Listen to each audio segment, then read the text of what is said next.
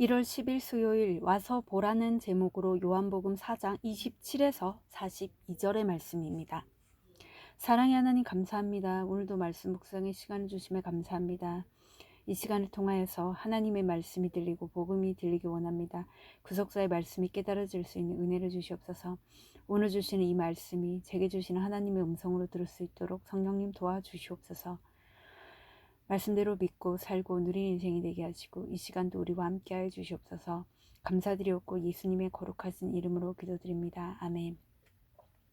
본문의 말씀입니다. 이때 제자들이 돌아와서 예수께서 여자와 말씀하시는 것을 이상히 여겼으나 무엇을 구하시나이까 어찌하여 그와 말씀하시나이까 묻는 자가 없더라.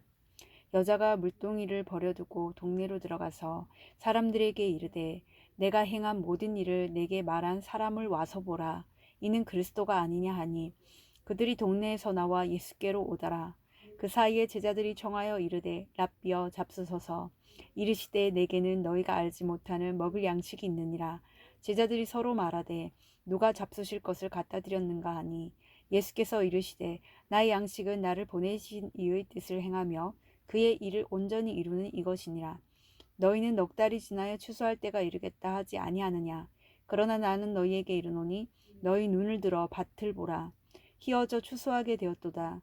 거두는 자가 이미 삭도 받고 영생에 이르는 열매를 모으나니 이는 뿌리는 자와 거두는 자가 함께 즐거워하게 하려 함이라. 그런즉 한 사람이 심고 다른 사람이 거둔다 하는 말이 옳도다. 내가 너희로 노력하지 아니한 것을 거두러 보내었노니 다른 사람들은 노력하였고 너희는 그들이 노력한 것에 참여하였느니라. 여자의 말이 내가 행한 모든 것을 그가 내게 말하였다 증언하므로 그 동네 중에 많은 사마리아인이 예수를 믿는지라. 사마리아인들이 예수께 와서 자기들과 함께 유하시기를 정하니 거기서 이틀을 유하심에 예수의 말씀으로 말미암아 믿는 자가 더욱 많아 그 여자에게 말하되 이제 우리가 믿는 것은 내 말로 인함이 아니니 이는 우리가 친히 듣고 그가 참으로 세상의 구주신 줄 알미라 하였더라. 아멘. 도움말입니다. 35절에 희어져 추수하게 되었도다는 영적인 추수 때가 임박했다는 비유적인 의미입니다. 40절의 청하니는 원어의 시제가 미완료인 것으로 보아 사마리아인들이 예수께 유하기를 계속 간청했음을 알 수 있습니다. 본문 요약입니다. 사마리아 여인이 동네로 들어가서 예수님에 대해 말하니 사람들이 주님을 만나러 옵니다. 그 사이에 제자들이 예수께 음식을 잡수시기를 권하자 예수님이 나의 양식은 하나님의 뜻을 행하고 그의 일을 온전히 이루는 이것이라고 하십니다. 사마리아인들은 예수님의 말씀을 듣고 그가 참으로 세상의 구주이심을 믿습니다. 오늘의 중보기도입니다. 함께 기도해 주세요. 영원히 목마르지 않는 생수를 맛본 선교사들의 간증으로 영적 추수의 열매가 가득 맺히게 하옵소서. 아멘. 본문 해설입니다. 첫 번째, 버려두고 들어가서 27에서 30절의 내용입니다. 예수님이 누구신지 알게 된 사마리아 여자는 물동이를 버려두고 급히 동네로 뛰어 들어갑니다. 그리고 자신이 만난 예수님의 소식을 전하며 와서 보라고 외칩니다. 평소에는 거들떠보지도 않던 사마리아 여자를 통해 동네 사람들이 예수님을 만나러 옵니다. 이처럼 예수님을 만날 확실한 증거와 변화가 있는 사람은 주저하지 않고 내가 만난 예수님을 전합니다. 나의 생명과도 같던 물동이를 버려두고 이제는 영원한 생명을 전하는 사명의 길로 나아갑니다. 적용 질문입니다. 내가 가장 소중히 여기지만 사명을 위해 버려야 할 나의 물동이는 무엇입니까? 두 번째, 알지 못하는 양식 31에서 38절의 내용입니다. 먹을 것을 구해온 제자들이 예수께 잡수시기를 청합니다. 그러자 예수님이 나의 양식은 따로 있다고 말씀하십니다. 앞서 사마리아 여자에게 말씀하신 생수가 마시는 물이 아니듯 예수님의 양식 또한 먹는 음식이 아닙니다. 그 양식은 곧 하나님의 뜻을 행하며 그의 일을 온전히 이루는 것입니다. 지금은 영적 추수의 때입니다. 성도는 입으로 들어가는 식물만 찾기보다 희어져 추수할 것들이 있는 밭에 나아가 생명의 양식을 거둬들이고 받아 먹어야 합니다. 적용 질문입니다. 내가 영적인 양식만 찾다가 지나쳐버린 사명의 양식, 알지 못하여 먹지 못한 양식은 무엇입니까? 세 번째, 친히 듣고 알미라. 39에서 42절의 내용입니다. 사마리아 여자 한 사람의 증언으로 많은 사마리아인이 예수님을 믿게 되었습니다. 그리고 예수님은 이틀 동안 그곳에 유하시며 그들과 함께 지내셨습니다. 그러자 더욱 많은 사람이 예수님을 믿게 되었습니다.